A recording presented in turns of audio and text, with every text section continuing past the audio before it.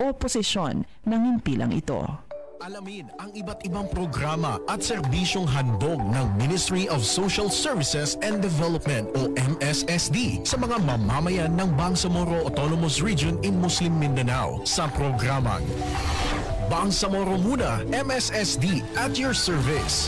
Samahan ang inyong mga tagapaglingkod mula sa MSSD sa pangunguna ni Minister Attorney Raisa Jajuri at alamin ang mga proyekto at programa ng Bangsamoro Government para sa mga kabataan, kababaihan, nakatatanda at sa lahat ng mga vulnerable sektor ng lipunan. Bangsamoro Muna, MSSD at your service. Mapapakinggan sa DXMS-AM, Radyo Bida, Cotabato City, DXOM-AM, Radyo Bida, Coronadal City at Voice FM Cotabato tuwing Sabado, alas 8 hanggang alas 9 ng umaga. Bangsamoro Muna, MSSD at your service. Makialam, makibalita at makibahagi. Sama-sama nating paunlarin ang buhay ng Bangsamoro. Bangsamoro Muna, MSSD at your service.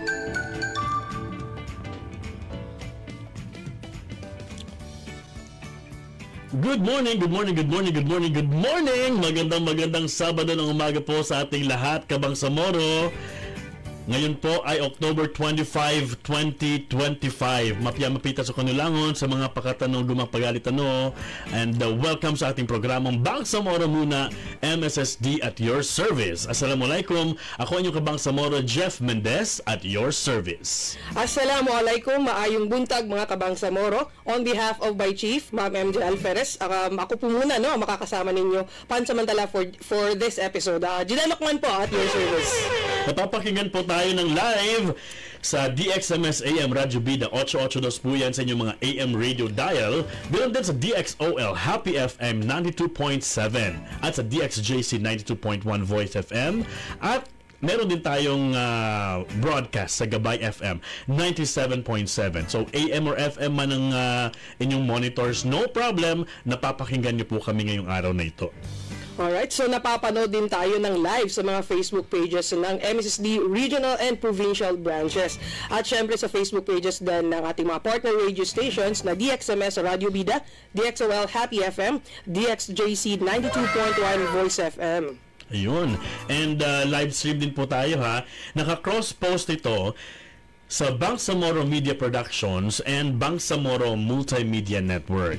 Ayan, at narinig din tayo, Juday, sa Tawi-Tawi. Yes, of course, dahil partner natin, ang Radyo Suara 99.1 DXSL Sunlight FM. Marayaw Adlaw, Tawi-Tawi. Marayaw Adlaw.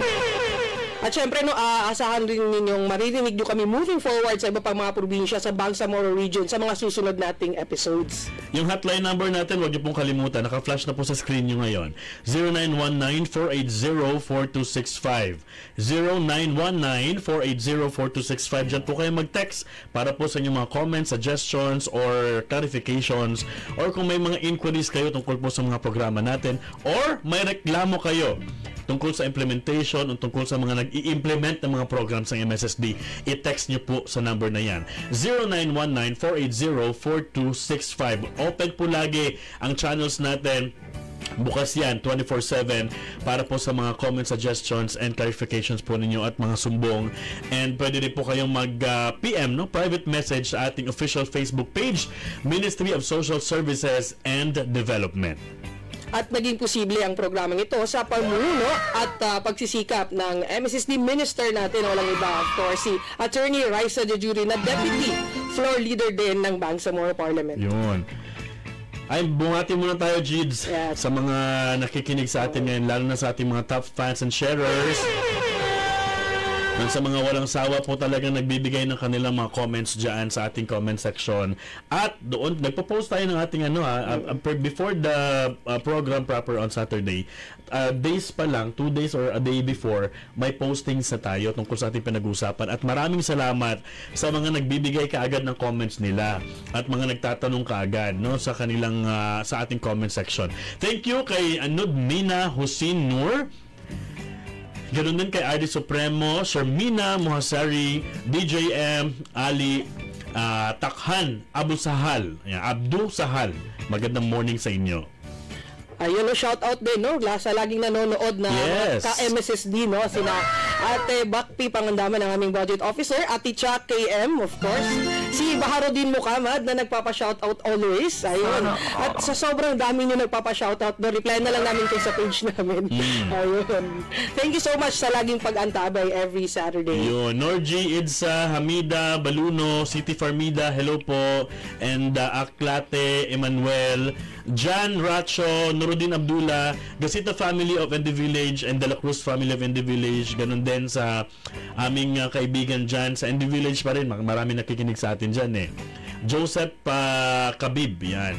And Porras family and Escalona family sa RH Mother, and ganun din sa mga taga Crislambil. Magandang umaga po sa inyo. Maraming salamat sa lagi pong pakikinig at pagsuporta sa programang ito.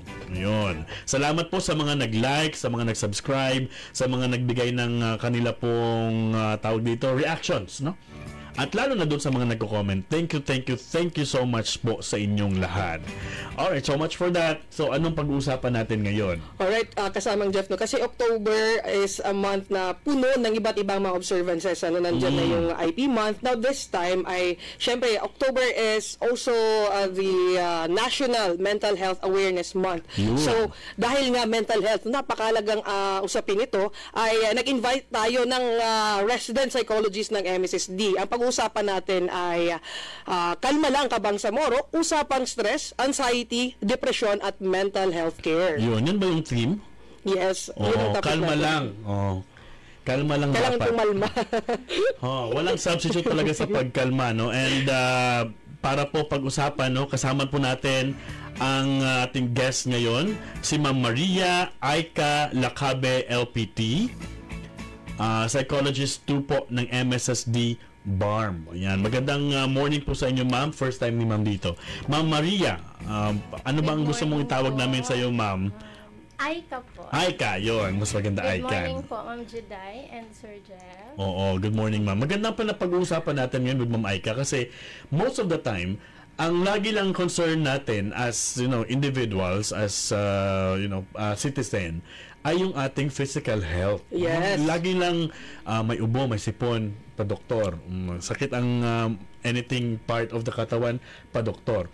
Pero, seldom would we hear a family that are families that are concerned with the mental health of their family members. Kaya maganda na pag-usapan natin since it's Mental Health Awareness Month. Yes. And kay Ma'am Aika, ano po ba ang ibig sabihin, ma'am, ng mental health? Okay, pag sinabi po nating mental health, according to World Health Organization, mental health ay state of mental capacity natin, which an individual enables to cope from daily stresses, to recognize yung ating mga fullest potential, to learn, to work, and also to recognize within ourselves paano ba tayo makaka-contribute meaningfully sa ating lipunan. So when we say mental health, dyan po yung ating emotional, psychological, and social well-being. So yun po. Ano po ba ang usual misconceptions and usual misunderstanding about mental health? Kasi alam natin maraming mga maraming mga ang tawag ito pessimist, yung ibig sabihin ayaw nilang maniwala na merong mental health issues. Minsan ini-invalidate pa. Oo, ini-invalidate yung yes. emosyon, yung paningin, pananaw na yung mga tao sasabihin, okay ka lang, wala namang mental health sa amin dati. Kayo, marami lang masyadong, lalo sa mga kabataan, yung mga parents sasabihin, ano ba yung anak ko? Ang konting challenge lang sa school, biglang nagsasabi na I'm depressed, I'm whatever, soever. Wala naman sa amin yan noon. Ganoon lagi ang comparison. Wala sa amin noon yan. Ang ginagawa lang namin, pag stress kami, nagbabike kami. Naglalaro kami sa labas and then nag-anti-stress na wala nang hindi uso yung stress dati pero ngayon masyadong bukang bibig ng mga kabataan yung stress. Anxiety. Depressed pa daw, may anxiety pa. Depression, anxiety and stress. Lagi na yan bukang bibig. Nakikita mo sa mga posts ng mga millennials and Gen Z, ganyan ang kanilang mga post kapag may konting challenge sa buhay. Yung mga misconceptions, ma'am, usually, since sa mga nagagawa niyo pong pag-aaral, ano po yung mga misconceptions ng parents, families, and mga kabataan? Usually, no, tama yung sinabi ni Ma'am Jeday po na usually pag merong mga nag-voice out ng nararamdaman yung mga kabataan ngayon, nagkakaroon ng invalidation, no, sa kauihan lang yan. Lalo na kung ating i-consider yung generational gap, no, ng mga nakakatanda at sa ngayon.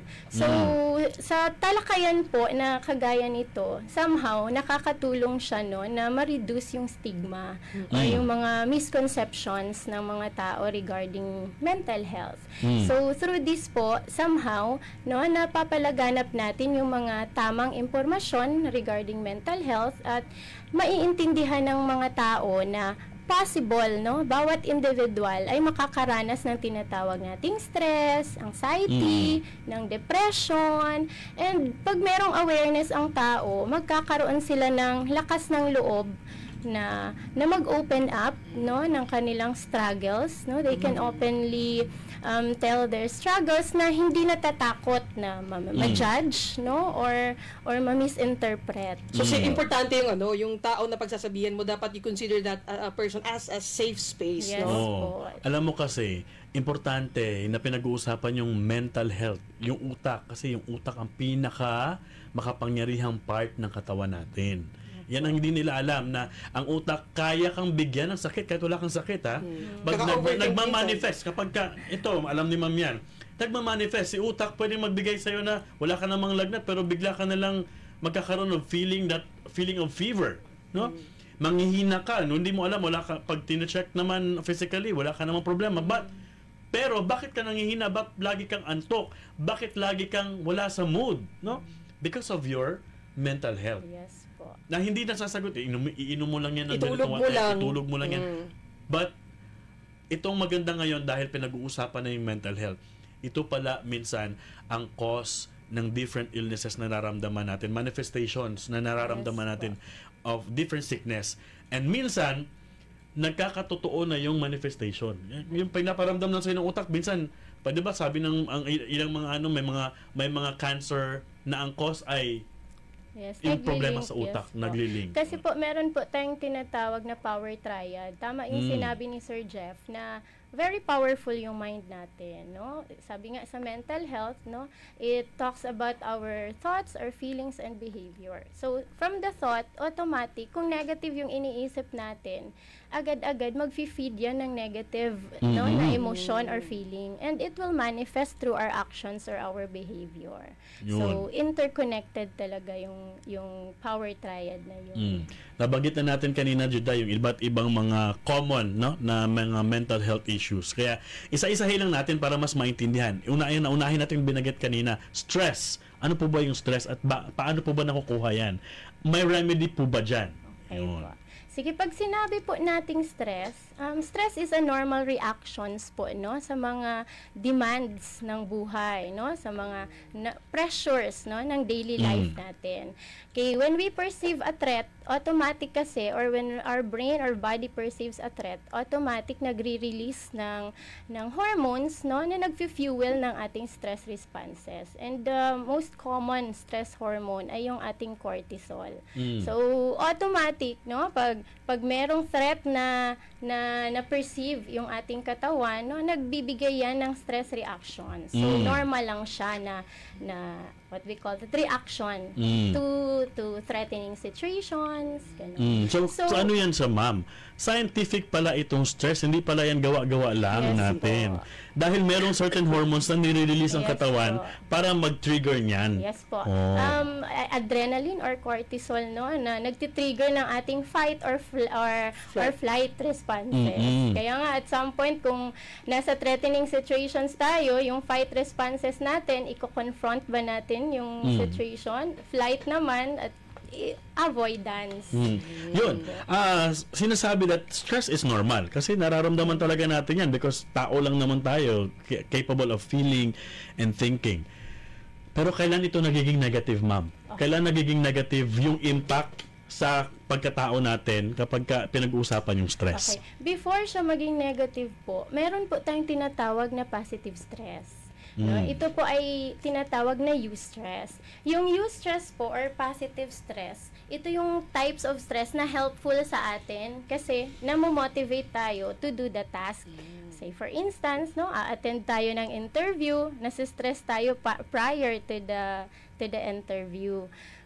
Pero after ng interview, parang naiibsan yung nararamdaman natin. So, kasi meron siyang goal, no? Goal-oriented ang positive stress or eustress. Nagiging negative po ang stress if not properly managed. So, stress becomes negative when a person feels continuous challenges without relief or relaxation between stressors. So, pag too much yung stress, no, or chronic yung stress, ito ay nagiging distress na hindi na siya maganda sa ating kalusugan or sa ating mental health. Kasi it can now disturb, no, the body's internal balance or yung equilibrium ng ating katawan. So, it may lead to some physical symptoms. Kaya kung ating mapapansin, kung sobrang stress na tayo, di ba, masakit ang likod, masakit ang ulo. Talaga. Sumasakit yung ulo. Sabi nila, pag sumasakit yung ulo, parang tiyan lang yan pag walang laman. Nakaka-stress talaga pag walang laman yung ulo. And tama yung sabi ni Sir Jeff kanina, no? Stress is associated, no, according to many researchers, no? Associated siya, no? Link siya in 6 leading causes of death. Heart diseases, cancer, no? Nakakamatay ang stress. Papataas daw kasi ng blood pressure mo yung stress eh. Yes. Kaya dito pa nga ikasali din yung isa sa mga ng manifestations ng distress ay yung chest pain. Yes. Which is minsan sa, di ba, na parang masakit ang may mga ganun na part. Ang umpisa niyan, akala mo chest pain lang, pero yun pala heartburn na kasi nagtitrigger kapag ka sobrang nag-iisip ka kasi, sobra kang na-stress, nagre-release sa katawan natin ng too much acid. Nabasa ko lang to kasi meron akong meron akong GERD, no? Gastroesophageal reflux. At binasa ko yan na dapat kapag ka nagtitrigger si GERD mo, dapat mas relax ka, hindi ka dapat stress. Kasi kung stress ka, mas naglalabas ng maraming acid si katawan. That's why nagkaka-heartburn ka tapos akala mo na heart attack na. Yung pala panic attack na kasi papunta sa panic attack yan. Pagka ganyan yung pakiramdam mo, tapos papunta na yan doon sa anxiety. Siyempre, kapag hindi na maganda yung katawan, hindi na maganda ang pakiramdam mo, nagiging anxious yung tao. Kakaroon ka ng anxiety. No? Kaya, yun ang next. Ano po ba yung anxiety, ma'am? Anong pinagkaiba nila? Pag sinabi naman po nating anxiety, somehow, no, may mga challenges or daily daily task tayo na nagbibigay sa atin ng mga anxious feelings, no? Anxiety ay common emotional state, no, characterized by feeling of unease, no? May pangamba tayo, may takot tayo, pero yung feelings na yon, merong starting point at end point. Okay po.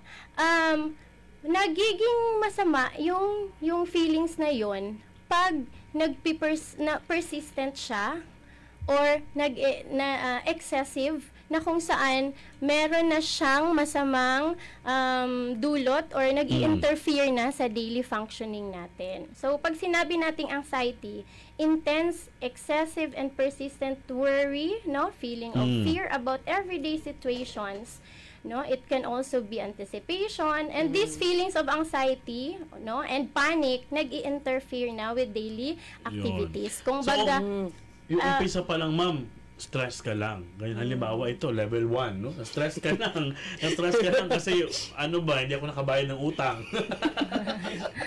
Anxiety, maniningil. Na-stress ka lang. Pero hindi mo na-address yung stress mo. yes. Nagiging anxiety, nagkaroon ka na ng feeling of anxiousness. So, anxious ka na hanggang sa nagkaroon na ng effect ito sa mga daily routine mo. Yes. Instead, nagigising ka ng maaga, no, dapat kasi gising ka na maaga para mag-prepare ka for breakfast and for office work. Pero hindi. Tinatamad ka na. Nagka-anxiety ka. Oo, yun na yun. Tinatamad ka na. Tapos biglang pinapawisan ka. Hindi mo na alam yung mga ginagawa mo. out of focus ka na sa work mo. Yes po. No, ay, ito yung mga parang speaking at out of experience. Hindi makatulog sa gabi, Sa mga ganun. kaisip, Oo. ganyan. Sleep disturbances na. Yun. diba? So, yan. Ano yung mga iba pa pong common symptoms kapag Okay, ka may kung- anxiety ka? Common anxiety signs and symptoms na kailangan nating bantayan, no? Feeling nervous, restless, or tense. No? Having a sense of impending danger, panic, or doom. Ito na yung... Praning. Sa Tagalog yan, Yes praning po, ka. napapraning tayo. So, dahil sa sobra nating praning, imbes may task tayo na nakaambang sa araw na yan, di na natin ginagawa. Kasi napangungunahan na tayo. Na-overwhelm, na-overthink pa. Napangungunahan tayo ng fear natin. So, having an increased heart rate, no? Yun. Breathing rapidly, sweating, trembling, kung feeling weak or tired, no? Tama yung sinabi ni Sir kanina, may trouble concentrating tayo. So, nakakaapekto talaga ito sa productivity natin sa pang-araw-araw. So, meron tayong trouble in sleeping and difficulty controlling the worry. At kapag hindi pa na-address yung anxiety mo, wala kang outlet, wala kang ginawa, no? Para ma-combat, malabanan yung anxiety mo. Mag-lead siya sa depression, ma'am. Ano po ba yung depression? Okay. May mga moments sa buhay natin, no, na ma-feel down tayo from time to time due to various reasons. No, like getting a bad grade sa mga students, bad weather condition. Example, gusto mong lumabas, magtumakbo ngayong morning, pero masama yung panahon, somehow sad ka kasi hindi mo magawa. At marami pang iba. Pero, pag yung circumstances ay mabago, yung feeling of sadness ay mawawala din. No? Ang depression ay, kung yung sadness na yon ay persistent siya, no? At maglilinger siya, no? Due to various reasons, maglilinger siya ng 2 weeks. 2 weeks? Po, yes, 2 weeks. Tuloy-tuloy At na, least hindi- 2 consecutive weeks. 14 days kang ganun, Yes no? po. 14 days, hindi mo na maintindihan yung sarili mo. Bakit Yes ba? po. Bakit? Lungkot na lungkot ako, parang lugbok na lugbok ako. Hindi ko maaahon yung sarili ko. O yun yung tanong, ba't di ko maahon yung sarili ko? May feeling pa minsan yan. Ako may mga kakausap kasi, ma'am, ako ay isang peer counselor dati. No, sa school, nung ako'y college pa. That's why, na-encounter ko ito at alam ko din, na naturo din sa amin itong mga ganito. May mga nakakausap ako na nagtatanong sila, mamamatay na ba ako? Mga ganyan yung feeling na merong mga suicidal tendencies pa na buti pa mawala na lang ako sa mundo. Parang feeling nila left alone sila, feeling nila mag-isa sila, feeling nila walang nakakaintindi sa kanila. Yun yung pakiramdam ng nadidepress ka at tuloy-tuloy yan. Yes po. Tuloy-tuloy. Kasi yung persistent feeling of sadness, no, mag-i-interfere din yan sa daily functioning natin, no? Maapektuhan Yung productivity mo, Yes no? po, maapektuhan din yung ating social life, Yes. no? Pakikipagkapwa-tao. Pati appetite, ma'am, naapektuhan. Wala silang ganang po. kumain. Yes po. Kasi very down talaga yung kanilang emotion. And dahil wala silang ganang kumain, namamayat sila. Nag-lose yung weight nila. Yun, tapos hindi na rin sila nakakatulog. Tapos parang nawawala rin yung concentration talaga. Hindi na sila makakapag-concentrate, hindi sila makakapag-focus. Kahit kinakausap mo parang nakalutang. Na parang ano nga yan, parang napapagkamalan mo silang addict, pero actually hindi sila addict. Depressed sila. Yun yung tapos bigla pa ang parents na walang kaalaman sa mental sasabihin, nag-addict ka? Pinaaral kita grabe pang yaw-yaw ni nanay at saka ni tatay, no, kasi ganito ang anak. Hindi nila naintindihan. That's why kayo parents po na sa bahay ninyo o nanonood po kayo sa Facebook, please consult and talk to your kids. Huwag agad magbigay ng judgment. Yan kasi ang mga parents talaga, no? Parang innate na kaagad na pagka-depressed dapat sila, pero imbes na kausapin at tanungin, pinapagalitan pa. Sinasabihan pa ng kung ano-ano, nag-addict ka na siguro. Yan, kasi puro ka barkada. Hindi mo alam yung barkada, outlet pala nila yun para ma-distress sila. Feeling nila doon sila yung nakikinig, di ba? Parang doon sila nabavalidate para doon sa kaibigan nila. Importante din po talaga na mag-build tayo ng open communication within the family. Yun. At speaking of open communication, paano ba dapat nakikipag-communicate si parents sa ma'am, sa mga anak niya? Ito kasi ang pinaka-difficult Lalo na pag hindi kayo naman talaga naggumawa ng hindi kayo wala kayong na build na ganung klaseng connection. More on parang casual lang kayo palagi sa bahay. Paano mo mabibuild yung communication na ganyan sa mga anak mo? Kasi usually ang mga anak hindi magsasabi sa parents. Lalo na pag teenagers. May kanya-kanya kasi talagang dynamics ang bawat pamilya. Ano ang pwede mo ma-advise, ma'am? Paano kaya, pag napapansin na nila kasi ito na ganito ang anak nila, paano nila maka-connect with their kids? Ganun. Anong pwede nilang gawin? Anong pwede nilang sabihin? Siguro po sa simpleng sa simpleng pagsabay sa hapagkainan, pangungumusta everyday sa anak, no? Somehow it's a process kasi sir, lalo na sa sinabi mo na lalo na pag hindi ito na establish talaga sa tahanan. So mahalaga talaga as parents, kumustahin natin yung ating mga anak from time to time, no? As much as possible, kung atin pong mapapansin ngayon, ang trend, yung kahit simple lang po, yung pagsasabay-sabay na kumain, sometimes hindi na susunod ngayon. Hindi na susunod dahil magkakaiba na schedule nila, college, high school, si ano. Or yung anak andun sa kwarto, nagsiselfone. Correct. Diba? So, ang ginagawa ng ibang parents, ma'am, gumagawa sila ng group chat. At doon sila nag-uusap-usap. Kahit nasa isang bahay lang sila, nag-group chat just to consult each other. Kumusta yung work mo? Kumusta ang assignments ba? How can I help you? Dapat may ganyang na-establish na communication, whatever works for you. Yes po. And i-explore natin kung tingnan natin ano bang interest ng anak ko. Doon tayo makapenetrate, no? Kung paano natin sila kakausapin. Yun. So, nabanggit na kanina, yung kapag depressed, makikita mo mga symptoms niyan. Palaging nalulungkot, no? Wala siyang interest sa mga bagay-bagay, kahit sasabihin mo, kahit ibigay mo na yung gusto niya, gusto mo, paborito niya halimbawa ng burger, pero pag in-offer mo ng burger, ayaw. So that's strange, no? Weird. Strange siya dahil pagka binibigay ko naman itong, in-offer ko naman ito, gusto niya dati. Excited ka agad ang anak ko, pero bakit ganito? Bakit wala ng interest? Tapos naglo-lose weight siya, no? Problema sa pagtulog niya. Ayan, palaging low ang energy. Yan po yung mga mga symptoms na nabanggit kanina ni ma'am. Paano po ba ito nasusolusyonan, ma'am? Sa inyong pag-aaral, ano po ba ang para ano ba tawag dyan? First aid.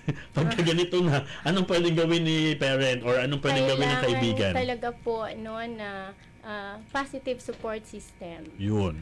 At the same time po, kailangan ng coping mechanism, no? Positive yung coping mechanisms natin. Has it something to do with how you raise your children? Halimbawa, kung sa mga parents, kasi may mga parents na masyadong sheltered yung mga anak nila, hindi nila na-expose sa mga real problems sa buhay. Kaya nung naka-encounter na yung mga anak ng real problems sa buhay, walang kakayahang humarap sa mga challenges. Yan po ba ay isa sa mga maaari nating masabi na contributing factor? Okay. There is no single factor po, no, na when it comes to mental illness, or there is no single cause pagdating sa mental illness. So, kung baga, combination siya ng maraming factors.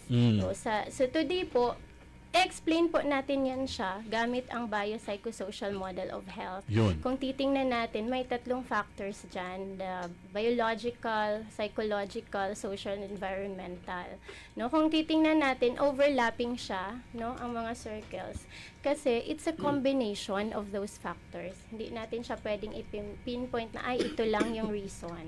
So, sa biological po, nandyan po yung i-consider natin yung physical health ng individual, the physical disability, the genetic vulnerability niya, no? And sa psychological naman, the coping no, coping skills of an individual. Kasi sabi mo nga kanina, sir, no, pag stress tayo, dapat kung meron tayong ginagawa para maibsan ang stress. Kasi pag wala tayong ginagawa, magiging prolonged ito. It will lead to distress, no? It will lead to serious mental health issues.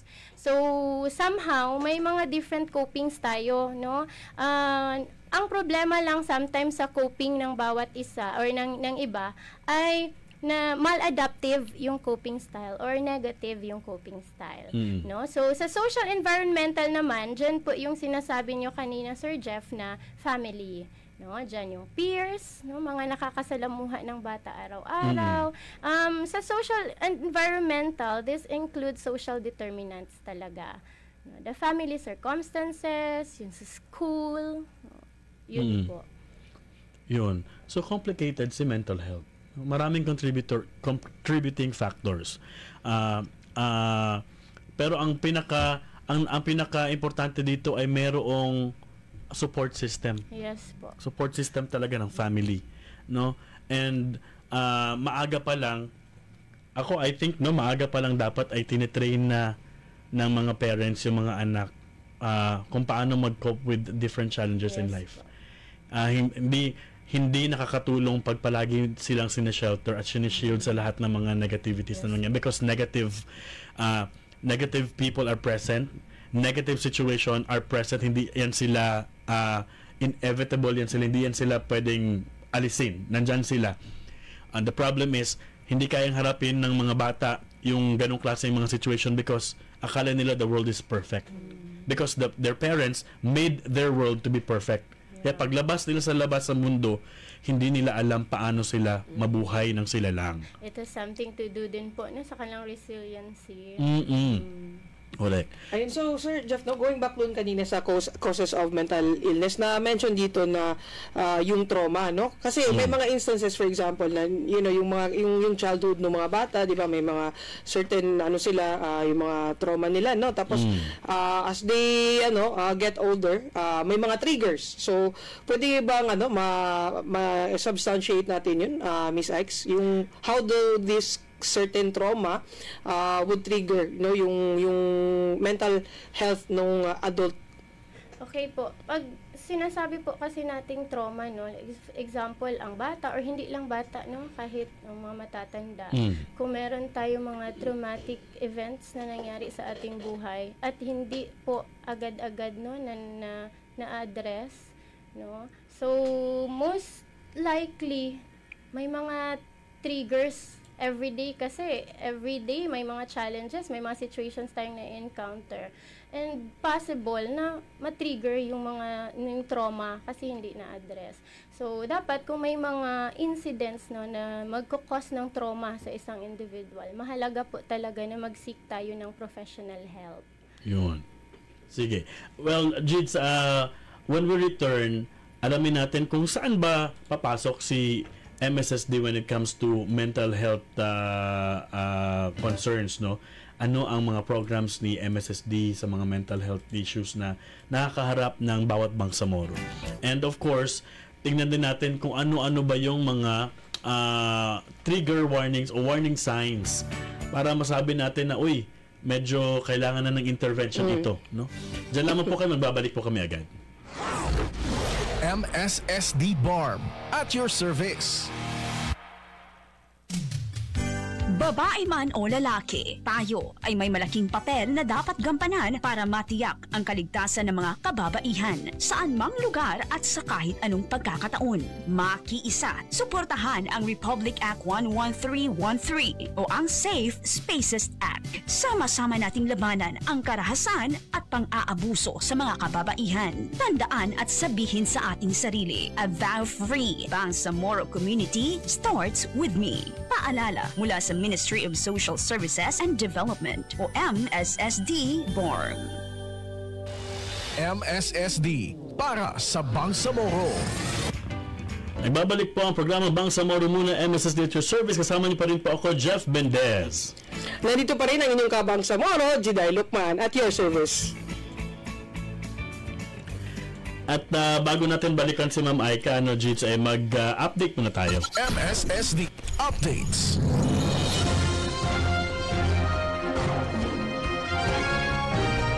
249 SLP beneficiaries sa Buldon, Maguindano del Norte tumanggap na po ng livelihood assistance.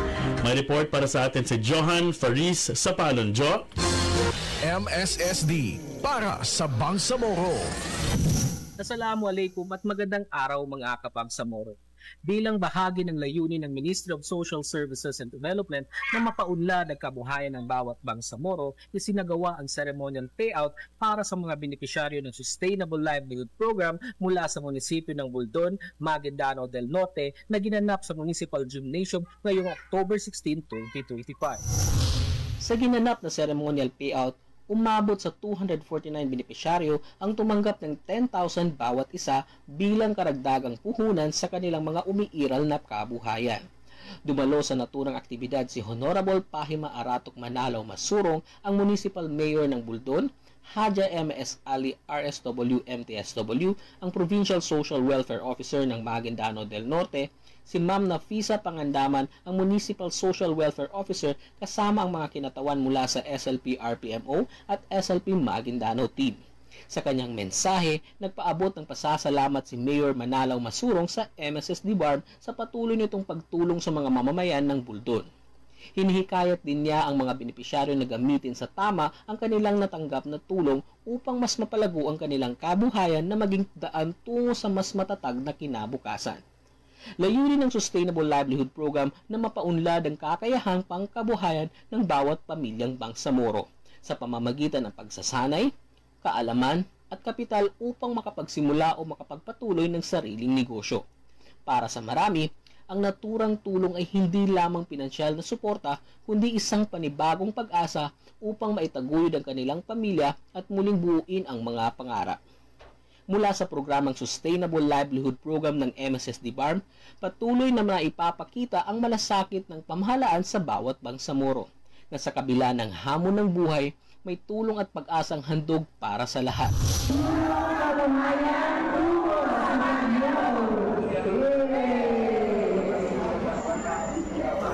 Muli ako po si Johan Faris O. Sapalon ng Sustainable Livelihood Program Communications Team ng Bangsamoro Muna, MSSD, at your service.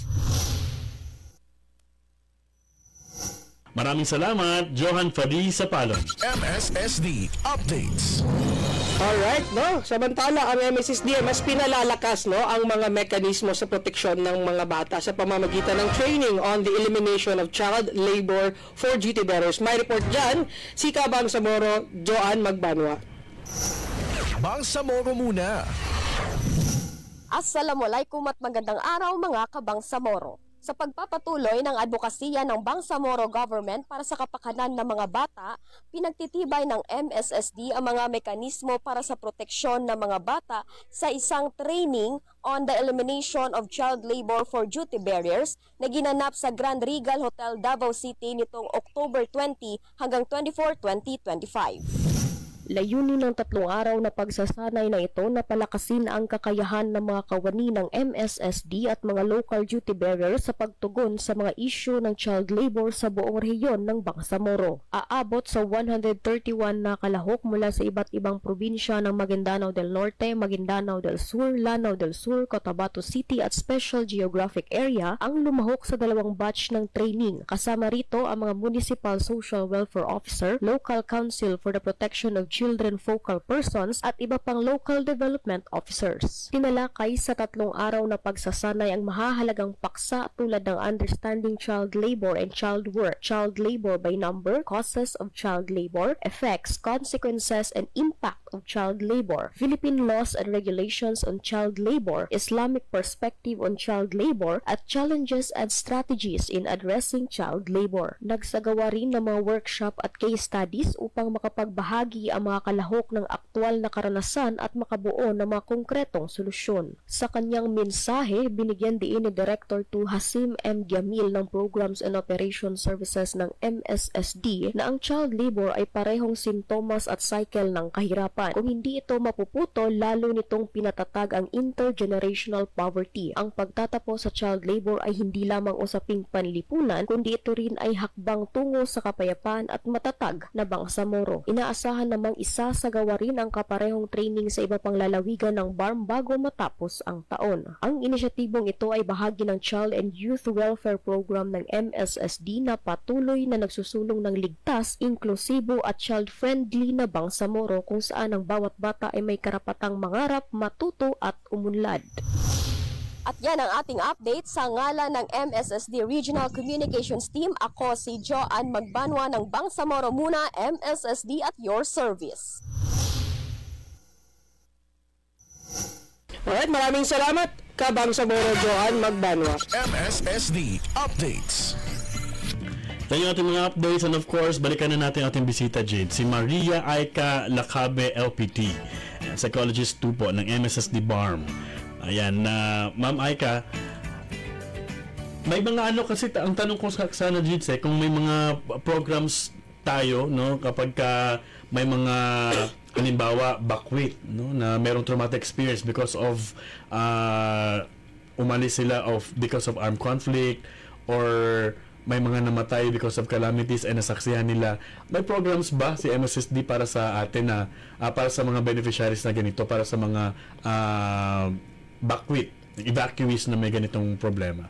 Oh, yes, kasamang Jeff. No, kasi as far as I can remember, no, during response, no, halimbawa nung sa Typhoon Paeng, sa iba pang mga armed conflict, protocol na yan na mag-conduct ng MHPSS activities yung ating mga field social workers. That's why yung mga social workers natin ay trained din sila. Yes, trained sila. Kasama pa yan sa subject nila na inaaral nila yan during their undergrad. So iniisip talaga ni MSSD hindi lamang yung physical na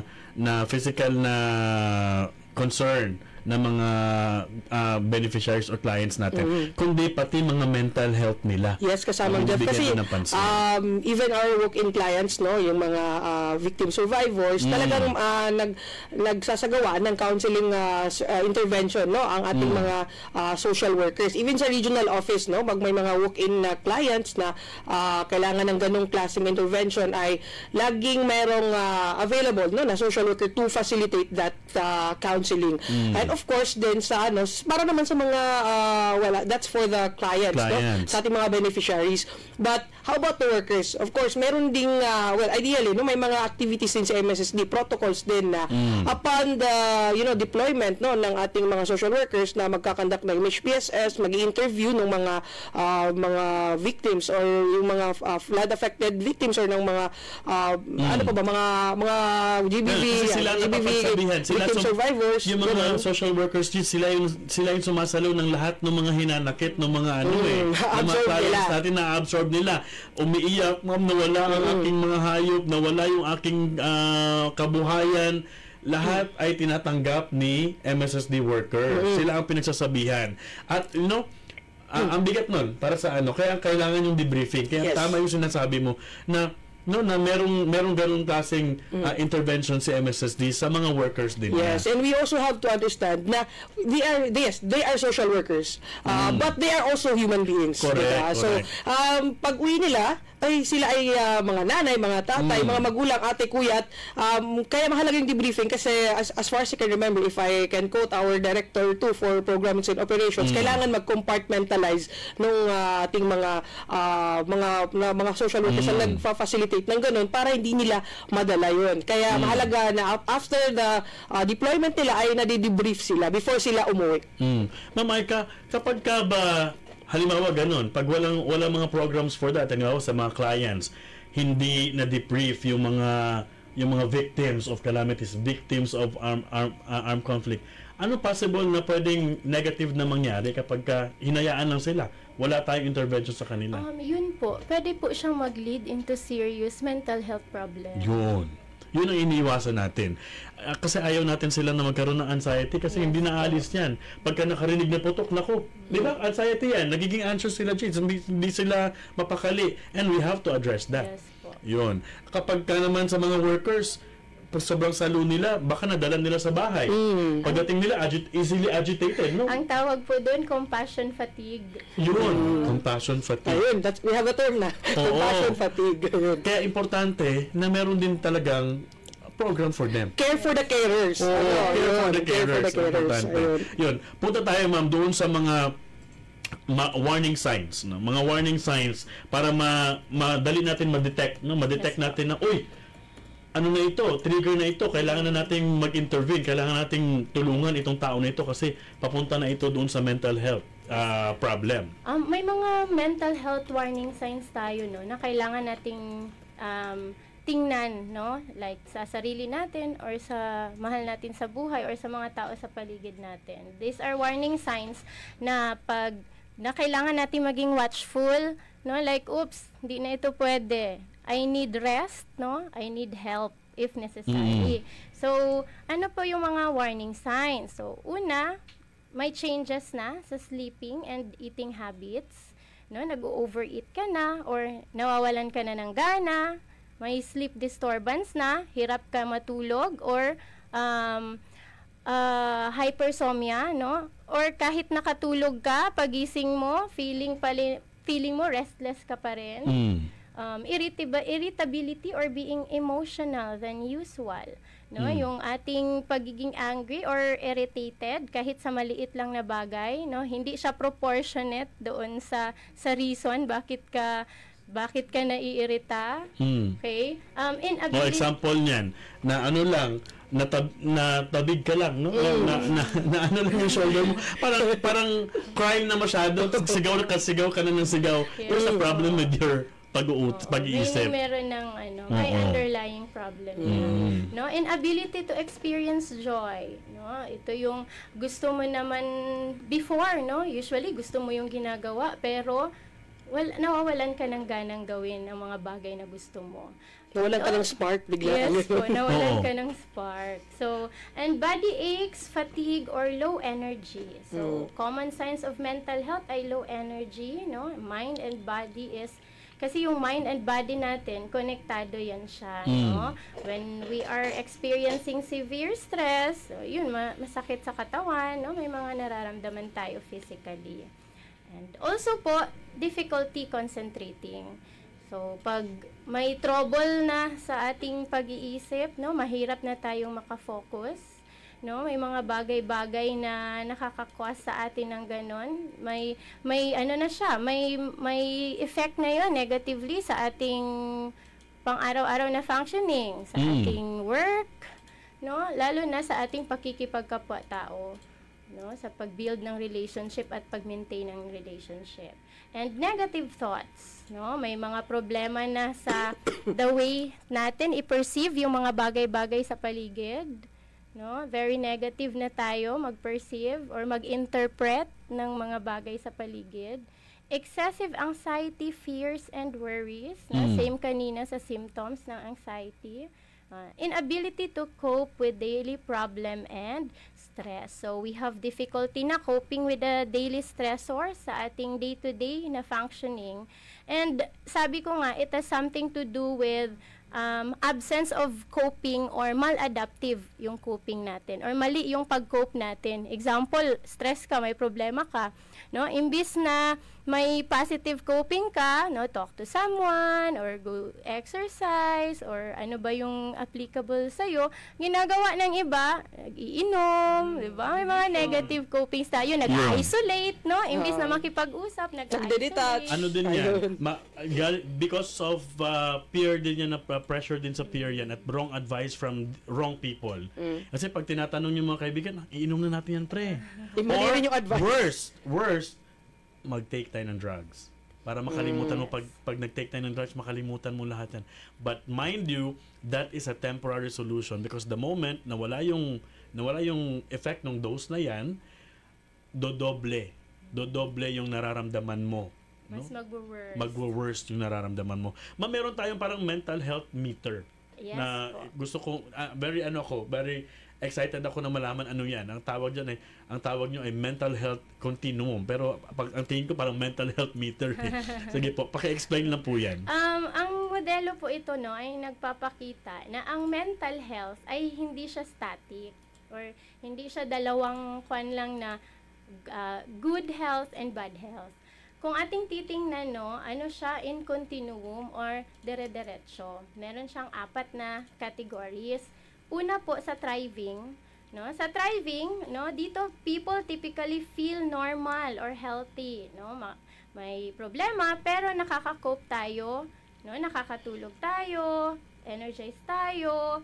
At the same time, nararamdaman nakakaramdam tayo ng saya, nakakayanan natin i-overcome kung may mga stress tayo, no? Positive yung it has something to do with positive social support.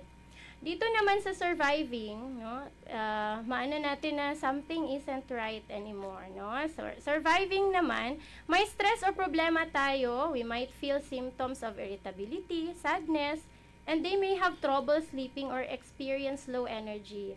Pero sa level na ito, nakaka-cope or recover kasi importante talaga na merong adequate rest. So dito nakakayanan pa natin, no, na mag-cope, nakakaisip pa tayo na mag-rest, no, kumain, mag-exercise. So may pa tayo, normal functioning pa tayo dito sa surviving phase. Sa struggling naman, dito may distress na. Distressful na dito. Kasi this category might feel emotional symptoms like anxiety, anger, sadness, and my hopelessness.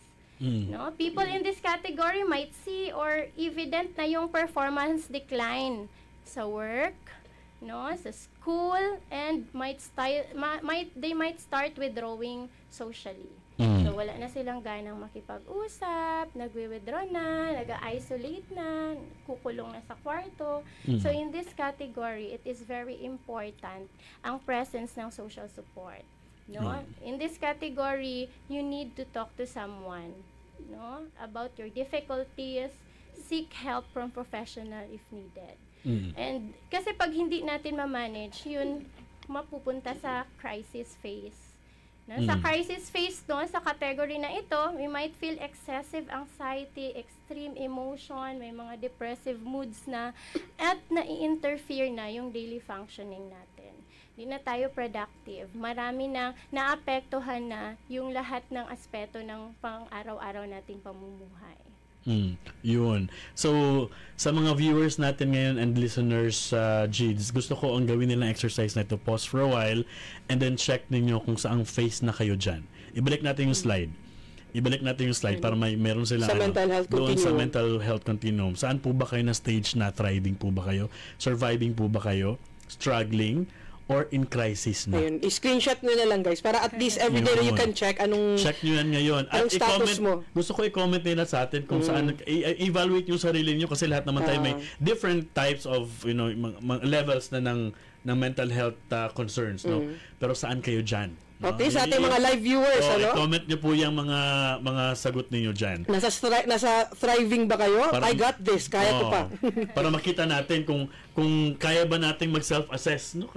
I think naman kaya natin mag-self-assess eh. Maging open lang tayo sa sarili natin at tanggapin natin na nangyayari ito. Yes. Kasi ang pinaka sikreto ng pagpapagaling o pagpapagamot at para mabigyan ka ng tulong ay dapat i-accept mo muna sa sarili mo na kailangan mo ng tulong. Self-awareness, ano? Kasi pag walang mangyayaring tulong at hindi magiging effective ang tulong pag ikaw mismo in denial ka na kailangan mo ng tulong, especially on the mental health concerns. Kasi pag kinokondisyon mo sarili mo at ang utak mo na wala kang problema, na okay lang ako, hindi ko kailangan ng tulong ng iba, then walang pwedeng tumulong sa iyo because at the end of the day, you can only help yourself, no? Kaya importante na tanggapin mo sa sarili mo. That's why meron itong parang mental health meter. Alamin mo sa sarili mo kung saan ka na. Kung kaya mo pa ba o kailangan mo na ng kausap. O kung kailangan mo na ng intervention. Kasi po yung iba, yung misconception nila, pag mag-seek sila ng help, weakness siya. At pag sinabihan sila na maybe you should talk to a psychiatrist, maybe you should talk to a mental health professional. Ang iniisip, ano ako, baliw? Yes. People, no? So mga nakikinig makinig po kayo dito sa atin na ma'am, di ba po, hindi lang para sa mga baliw ang trabaho ng mga psychiatrists. Hindi lang po siya para sa baliw. Din po sa may mga mental health struggles, no? Kasi minsan, hindi tayo comfortable to talk with our parents, to talk with our best friend, kahit best friend mo pa yan, kasi may mga concerns na parang very personal to you that you cannot open it up to anyone. Pero kaya mong i-open up yan sa mga professionals because unang-una hindi mo naman sila kilala. Pwede kang mag-vent out sa kanila, pwede kang, you can release anything doon sa mga professionals and they know how to carry you. Alam nila kung paano kayo handle. Kaya please, kung alam nyo na hindi nyo na kaya, in crisis na kayo doon sa mental health continuum natin, please seek professional help. Kung hindi na kaya doon sa usap-usap o hindi kayo comfortable to talk with anybody sa circle ninyo. Yun. Ma'am, last na lang talaga, 5 minutes na lang ang ating naiiwan.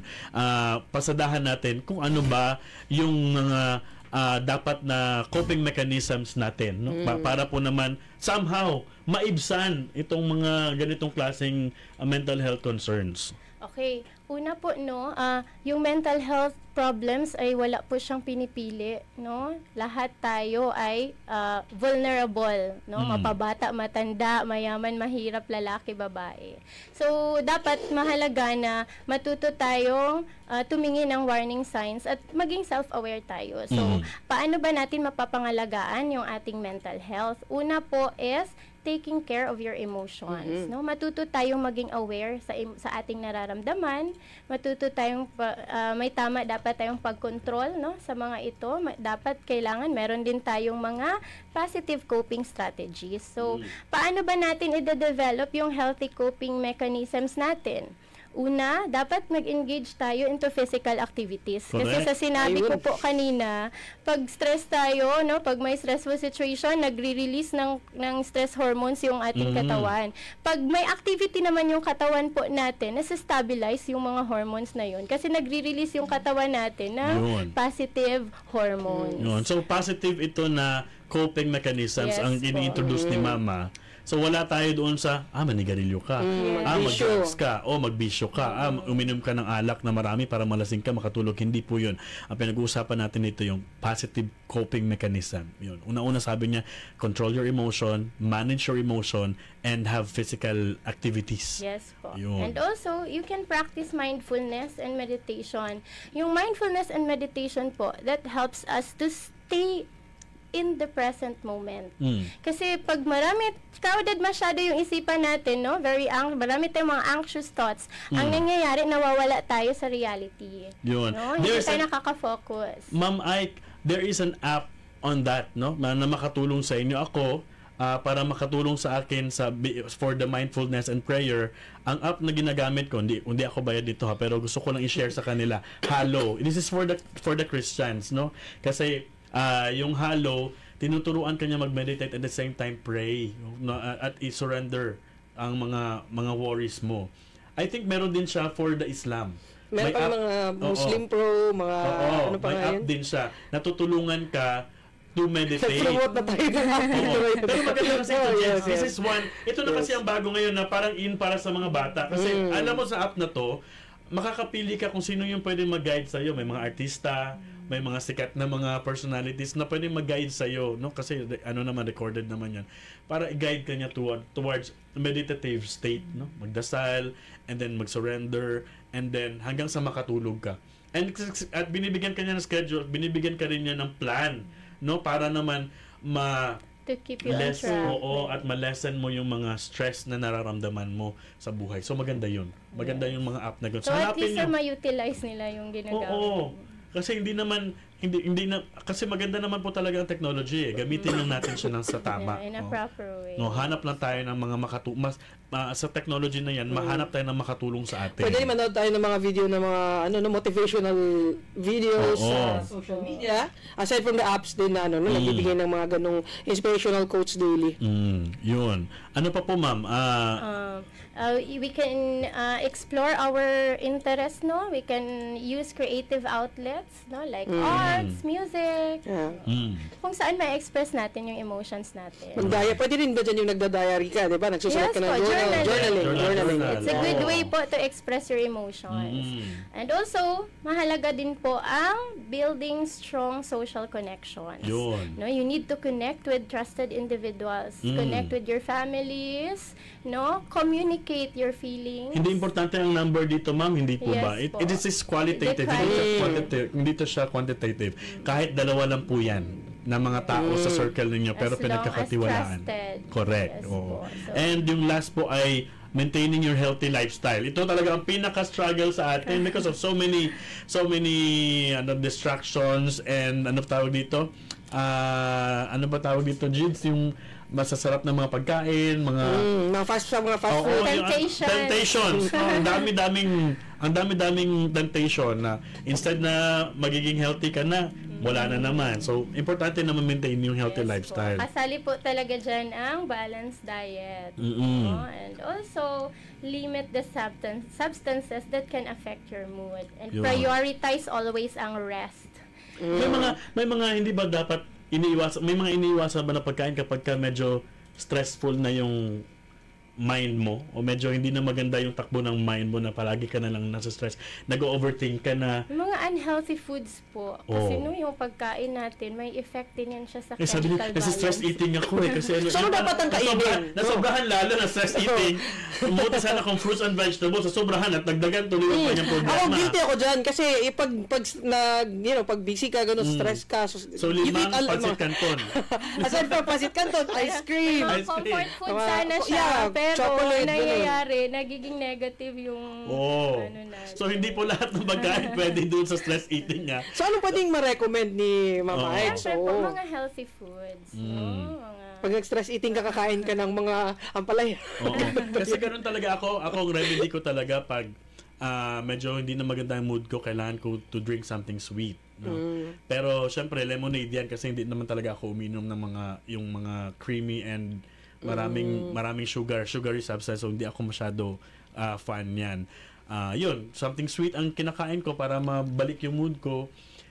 Dark chocolate, kung ano, and then vegetables and fruits. Mostly, ang kinakain ko niyan, grapes. Kasi gusto ko talaga ng grapes sa gabi o ganyan. Mura na lang ang grapes ngayon, bili kayo sa KCC mo. Bongga yung ni sir, no? Yung mga comfort food niya. Ako kasi ice cream, so guilty ako dun sa unhealthy. Dati ice cream ako, pero simula nung may gastroesophageal reflux, hindi ko siya pwede sa cream So, nagbe-burp ako na So, bawal na. So, fruits na lang ako and vegetables. Yan. Mag-salad kayo, masarap po niyan. Yun. Nawala na tayong time. Ma'am, final words po ninyo.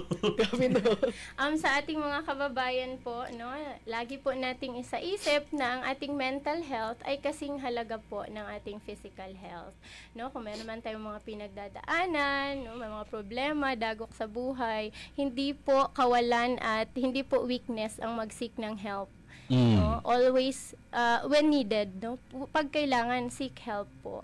And always po na makipagsalamuha tayo na may pag-unawa sa kapwa. Kasi, hindi po natin, kung baga, pag may pag-unawa po tayo sa kapwa, we are very aware na may pinagdadaanan ang bawat isa, no? Kasi, it might be, what's light to us, might be heavy to others. So, yun. At importante din, ma'am, na don't be too hard on yourself. Be good and be kind to yourself. Yung pinaka-importante na kausapin mo sarili mo, o kaya mo yan. Positive self-talk. Mag-self-talk po talaga. Ako, ginagawa ko yan, Jins, Kaya mo yan. Ano lang yan, mani lang yan. Ginaganon ko ang sarili ko para at least ma-affirm kasi yung self-affirmation is very, very important. Mahalaga po yun. Very, very important. You should be the first person to cheer yourself. Kasi pag sinabi mo sa sarili mo, mula, ang hina-hina mong tao, wala na. Hindi mag-manifest na. Dapat, you have to, you positively think and talk to yourself na kaya mo, na you can get past this problem and may mga solusyon sa lahat ng problema.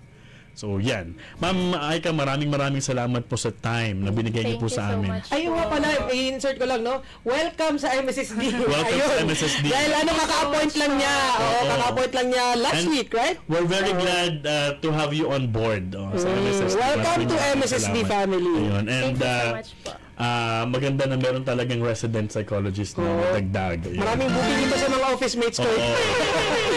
Pabook na tayo. maraming salamat po sa inyo. Ma'am Maria Aika Lacabe LPT R-Psy. Tama ba?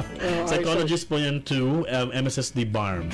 And hope to have you here again soon, no? Para po sa mga iba pa pong pag-uusap. Maganda pag-usapan ito every now and then. We hope we could dedicate another episode na soon. Ayan. Sige, magpaalam na tayo. Nagagalit na naman si Napasarap ang usapan natin no? Daming pwedeng kakaway na naman si Babu Nikki sa kabila. Hello po, DJ Nikki. Hi. Pasensya na. Ayan, no, mga kabangsamoro, natapos na po ang isang oras nating programa. Sa mga karagdagang tanong at dagdag na paglilinaw, mag-chat lamang po sa Facebook page messenger ng MSSD o di kaya ay mag-text sa ating hotline number na paki-flash lang po sa screen. Ayun, 0919-480-4265. Ito po si Jiday Lucman. Maraming salamat po sa inyong pagsubaybay. Mabuhay ka, Kabangsamoro. Yun. And sa ngalan po naman ng buong hanay ng Information Communications Division ng MSSD BARM at sa atin pong IT Specialist Carl Daniel ng NDBC Cotabato, and thank you po sa ating technician on board Jeff Lungakit and Chief Rupert Sapoy, maraming salamat po. Ako po si Jeff Mendez, maraming salamat sa lahat na nakinig. I hope meron kayong napulot ngayong Sabadong ito. Ang dami nating natutunan, ako din ang dami kong natutunan. Personally, ang sarap pinag-uusapan ito no? Maraming salamat po sa pagtangkilik, and we will see you all next Saturday dito lamang sa ating program ang Bangsamoro Muna, MSSD at your service. Inyong napakinggan ang programang Bangsamoro Muna, MSSD at your service. Hanggang sa susunod na Sabado, alas 8 hanggang alas 9 ng umaga, dito lamang sa palatuntunang Bangsamoro Muna, MSSD at your service. Ang mga pananaw